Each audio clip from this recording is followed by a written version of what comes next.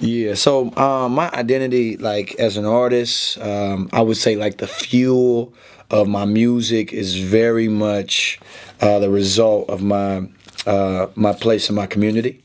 Like my church, I was just telling somebody today, like there's some folks from my church here, and we're sort of walking around, and they're like, people like, like, hey, KB, can I get an autograph, a picture? And they're like, why do they want that from you? Because I'm just a regular dude, I am a regular dude, but even more in the the strongest sense in their eyes. So one of the things that we are committed to as a community is foreign missions. So I've gotten a chance to do foreign missions before Reach, and I've always had a heart for cross-cultural evangelism. A lot of individuals in sort of the clique have done that. So when Liberia came to the table, I was all in. Now it was hard because we saw a documentary on it before we went, and the documentary had it was showing stuff that was happening in the war like 10 years ago, like cannibalism and cats, I won't even get into it. There's some crazy stuff happening. And then we cut the video off, and all of us were nervous about going. I mean, because this 10 years feels like a long time, but it really wasn't that long ago. And they're still dealing with a lot of things that happened in this war that was taking place in Liberia. I mean, basically a genocide that was taking place. So when we saw the DVD, and we were on our, had to make these decisions, did we want to go or not. Our pastor pretty much turned to us and was like, listen, guys, if we're not willing to die, then we should not go on this trip, because these people aren't going to be reached if we aren't all in. We have to put ourselves in the way of risk, or we won't do real gospel ministry. So at first I was like, well, I guess I'm not going. I guess I got a wife, man, a kid. I got a baby. We want to have a baby. At the time we didn't have them. But I had to go home and think, and I said, man, that's what ministry is altogether.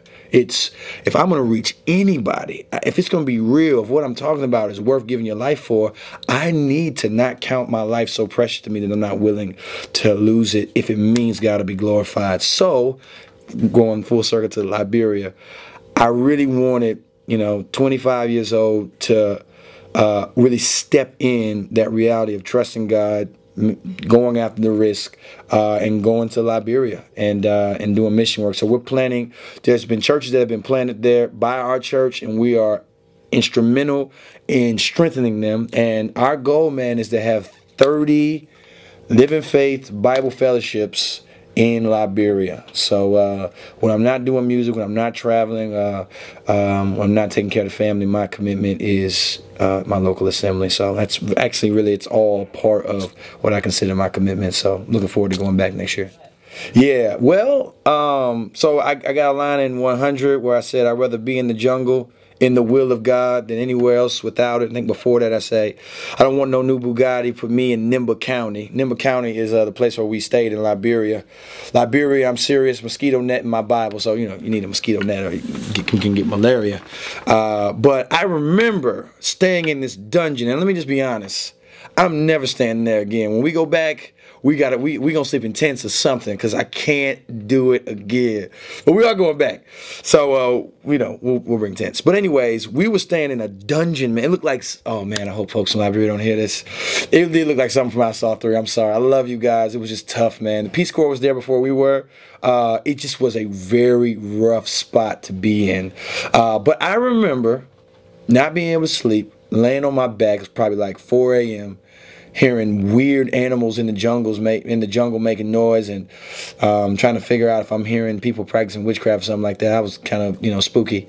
And I remember laying on my back on this concrete bed, mosquito net around me, thinking, but I would rather be here than anywhere else, knowing that God was against me while I'm in that place. I was like, for that, I'm a little hungry, I'm super uncomfortable, but I can still smile because I'm where God would have me to be. So that was a strong thing that ran through 100, was this sort of give your all. You have never sinned or disobeyed God and been like, man, that was worth it. I'm glad I did that. But in the opposite, when we trust him, when we risk, when we put it out there, we'll find that it's right, and we won't be regretful. So, most memorable moment in Liberia was, well, actually it was before we got there. I'm sorry. So, this is going to sound bad, but we were on a plane leaving Paris going to Liberia, and they brought a prisoner on the plane. Dude shackled up. He had like headgear on. He had chains all around him, and they brought him on the plane. So we sort of, watched him walk by and was like, okay. So he went and sat down, and the plane door, the cabin closed, and he lost it. He went crazy. He was screaming, no! Ah! Two dudes jumped on him and put their foot like on his neck. And then the crowd, the audience, the rest of the passengers, I'm sorry, it's late. The rest of the passengers were like, what are y'all doing? They were speaking the language, but it looked like they were saying, what are y'all doing? We're professionals. We're trying to go to Africa. You got this prisoner on the plane. What the heck is going on? So that's how I'm interpreting it. But it actually turned out that they were upset that they were treating a human being so poorly. Had nothing to do with the inconvenience. Had nothing to do with the fact that they brought a prisoner on a Delta flight. It was this Delta. So I'm like, man, there'd be lawsuits everywhere. And I remember that was like the spark of a long series of events where I began to find myself in Africa.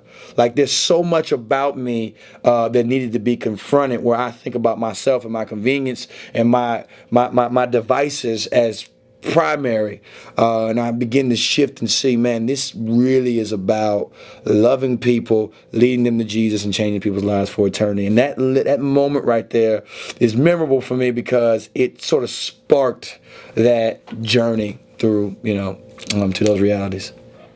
Cobra, yes, Cobra kind of doesn't exist. It exists when it doesn't exist. So Cobra is, it was supposed to be a joke, like Cobra strike. When Joseph Belowsny, Dirty Rice, Natalie, and myself got together. Natalie's the writer. Joseph is and Dirty are the producers, and I helped sort of craft. This is what we did for my project, and we called it Cobra. And we had this joke going on. I was like, man, I'm the CEO. You know what I'm saying? And it was kind of this collective we have. But there is a collective. When my team, cats I love working with, is definitely Natalie. Her and I go way back. I've known her since I was 17 years old, and she's been a good friend of mine and to the family. And Joseph, just one of my closest friends, especially in the industry, and he's a beast. He's a genius. I think he's the genius behind a lot of what has come out of Reach. And Dirty's a beast. And when we come together, you might get struck, by the Cobra, you know what I mean? So, yeah. It's not like anything official. It was started as a joke, and I think it's kind of turned into something more serious. I called it out on 100 at the end. I was like, Cobra! Because that's the team, that's the clique, man. I'm very excited about this mug. I feel like I'm in a good place. I feel the most creative that I've ever felt. I feel driven. My son is now active in the world with all his demands, and he just provides a lot of drive for me. Like I feel focus. I did a workshop yesterday here, and it was on work and vocation. And one moment, as I was talking at the end, I was answering a question, and I saw my wife and my daughter. I'm sorry, my son. It's late. My wife and my son up in the corner, and I pointed at them and I said, they will not go hungry. And I felt this emotion just sort of take me where I almost wanted to tear up and let a couple shed, because I feel so passionately about making sure that I'm setting an example for them as a godly man and making sure they're provided for. And I feel that with every ounce of me, whether I'm writing a book, whether I'm teaching somewhere, whether I'm rapping, every moment that I get to serve, it really is 100. I'm doing it for the glory of God and setting an example of taking care of your family. So I think this time around, I'm really just going to, I can't think of a better word, it's late. sort of just vomit out my ideas and my creativity, and we're gonna look. Oh, this is nasty. Okay, Joe, you did this. I'm just gonna kind of look through it and sort of find a theme. So we're planning a trip to Africa. Myself, Joseph, and Natalie, my wife.